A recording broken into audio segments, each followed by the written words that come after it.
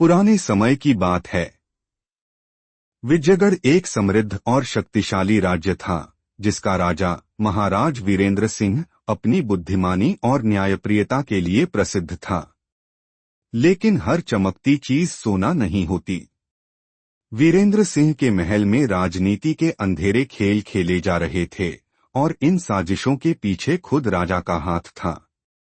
राजा वीरेंद्र सिंह के सेनापति समर प्रताप वर्षों से उनके लिए युद्ध लड़ते आ रहे थे। वे न केवल राजा के विश्वासपात्र थे बल्कि विजयगढ़ की सुरक्षा का स्तंभ भी थे। लेकिन राजा के मन में लालच घर कर चुका था।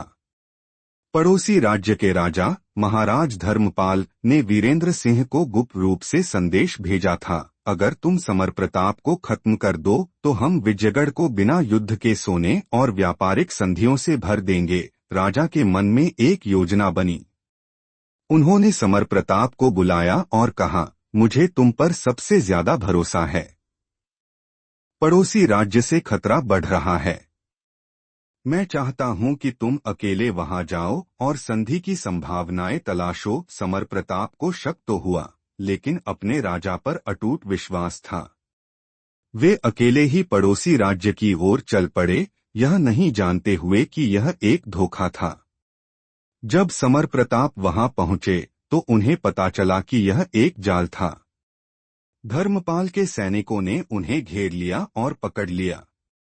लेकिन समर प्रताप कोई आम योद्धा नहीं थे। उन्होंने अपनी तलवार निकाली और अंतिम सांस तक लड़े। अंततः वे बुरी तरह घायल हो गए और कैद कर लिए गए। इस बीच विजयगढ़ में समर प्रताप की मृत्यु की झूठी खबर फैला दी गई।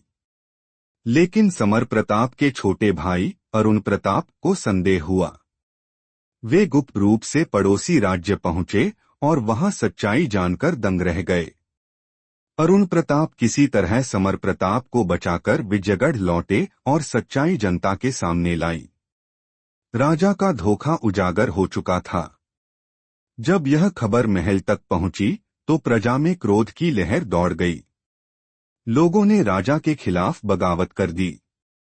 मंत्री और सैनिक भी राजा के इस विश्वासघात से नाराज थे।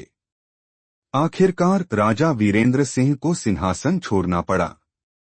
उन्हें उसी काल कोठरी में कैद कर दिया गया, जहां कभी उन्होंने अपने सबसे भरोसेमंद सेनापति को मरने के लिए भेजा था।